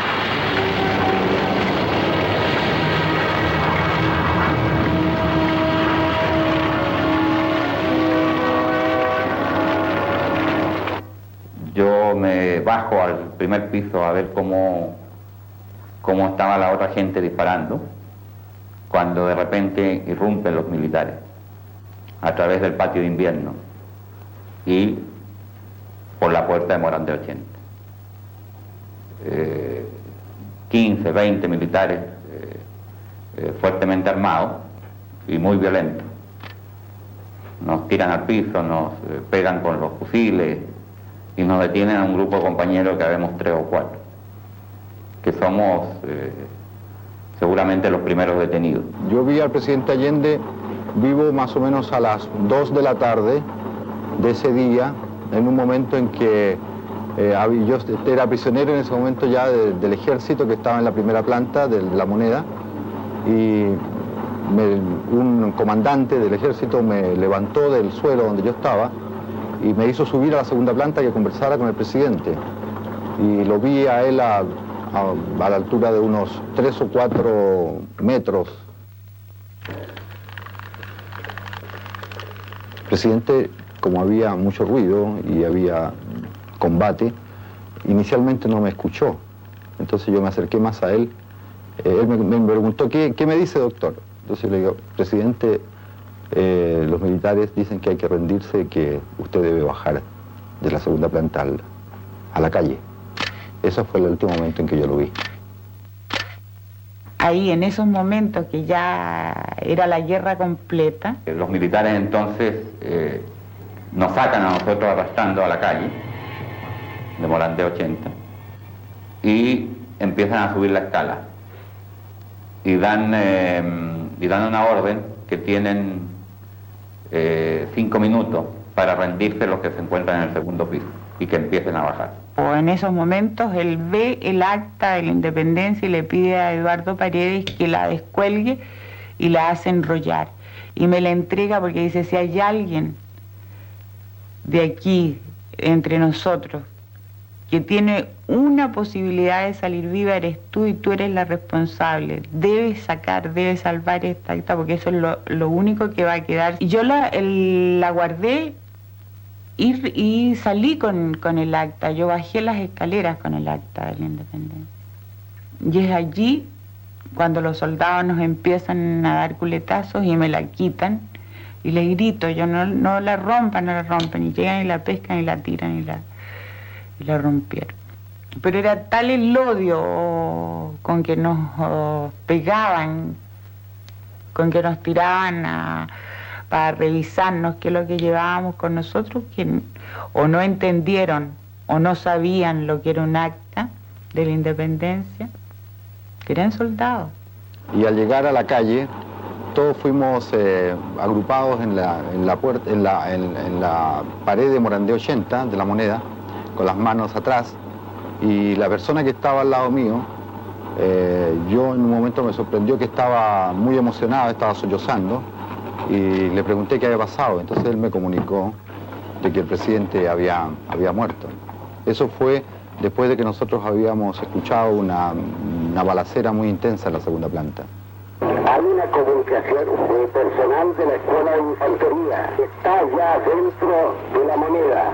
El 11 de septiembre es un día negro en la historia de Chile. Mientras venían las bombas de incendio, apagaban el incendio de la Moneda y sacaban el cadáver de Allende. Por la posibilidad de interferencia la voy a transmitir en inglés. They say that Allende committed suicide and is dead now. Díganme si entienden. Entendido, digo perfectamente, cambio. Respecto al avión para la familia no tendría urgencia entonces esta medida. Es que lo entre en un cajón o parte de un avión viejo junto con la familia que le quiero dar en una zapata en Cuba. Vamos a tener una pelota más calentera, si es pequeño hasta para morir, todo problema. Conforme. Yo me quedé ahí porque era mi obligación. Yo había sido médico del presidente Allende desde muchos años y había trabajado con él y lo acompañaba en muchas circunstancias de todo tipo durante toda su presidencia. Entonces, naturalmente, mi lugar era ahí, yo no podía estar fuera. Era un problema de conciencia personal, ¿no? ¿Qué sientes tú que te arrebataron definitivamente ese 11 de septiembre?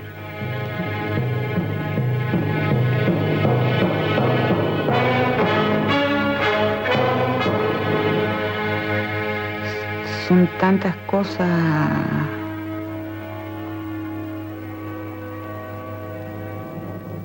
casi como decirse la vida misma, porque primero que nada perdí a mi hijo de 20 años que lo fusilaron.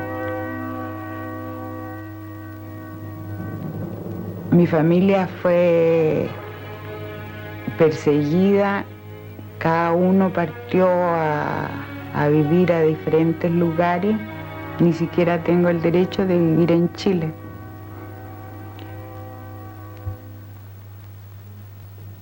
Pero tú siempre tienes el corazón puesto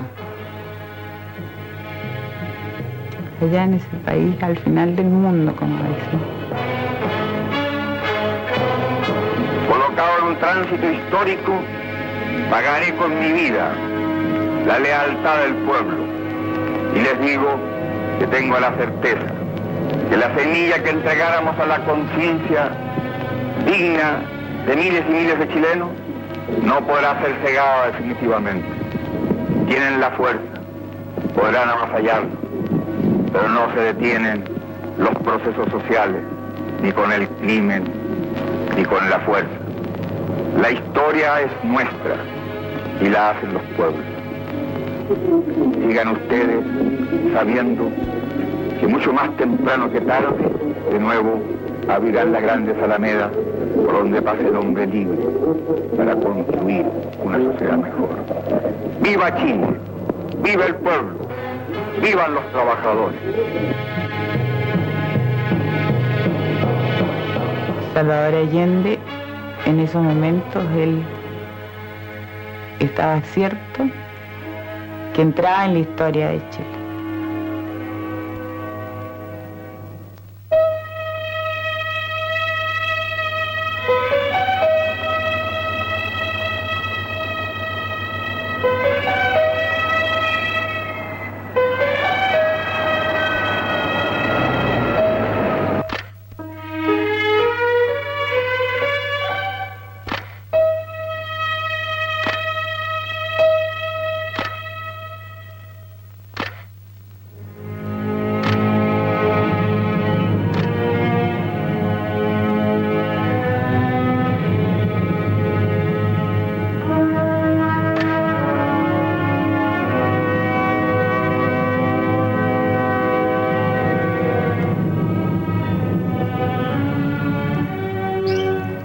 Es duro recordar eso, muy duro.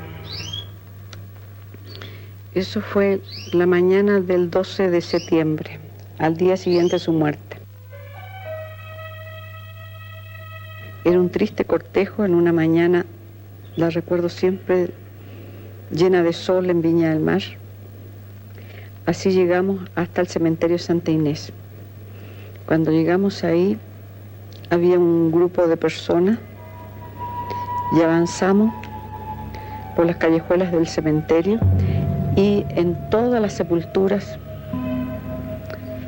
habían soldados con ametralladoras apuntándonos como si fuéramos a cometer un acto ilícito.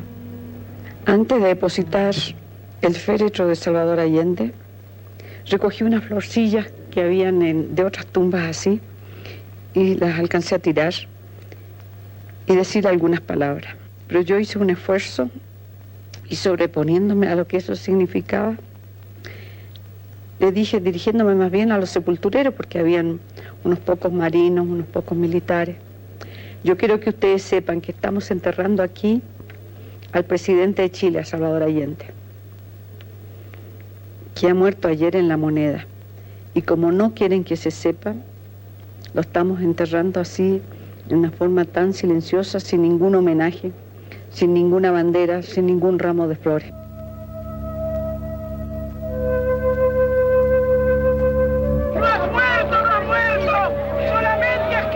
Como si de todos los muertos se tratara, una multitud, desafiando el terror, acompañó el cuerpo sin vida de Neruda. Junto con enterrar a Neruda y Allende, desde el fondo mismo de la historia de Chile brotaba la rebelión popular. Ni un solo día de paz ha tenido el dictador en 13 años de gobierno.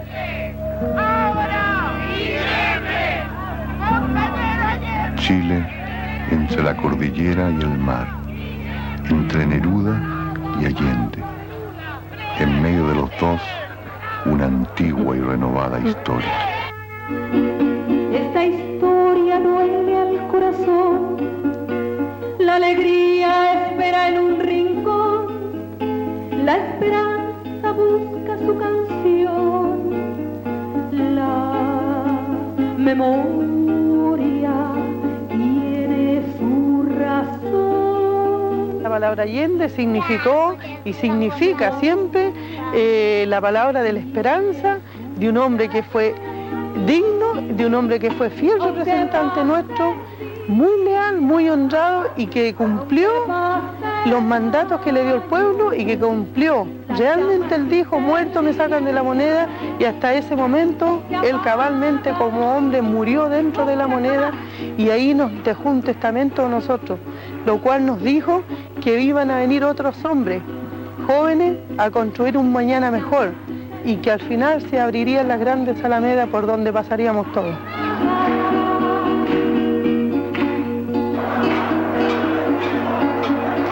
No se cansa el niño de jugar, no se cansa el hombre de creer, no se cansa el cóndor de volar, no se cansa el pueblo. Después de 13 años de dictadura, nacía incontenible la esperanza, como si fuera un pañuelo blanco enarbolado por las manos de un hombre sonriente, sencillo y perseverante, que se llamaba Allende, y que a los 64 años de su vida era el joven más entusiasta de todos los chilenos.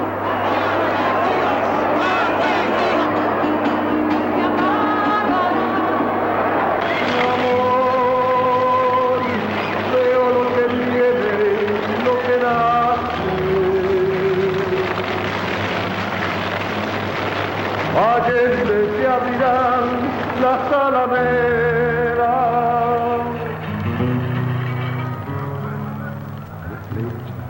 La verdad, como un arado, desde el fondo oscuro de la tierra, crece como espiga de amor la dignidad del humillado, crece como espiga de amor la dignidad del humillado. En cada primavera flamean las banderas a la luz de la alborada, a la luz de la alborada. La patria nueva crece cada día, la patria nueva crece cada día. La patria crece cada día. De cada golpe un pétalo perdido. Los que buscan la luz rompen certero las tinieblas. Los que buscan la luz rompen certero las tinieblas. Defienden la vida con la vida, defienden el amor con el amor. En el combate, en el rocío al fin, juntos otra vez, como en un sueño.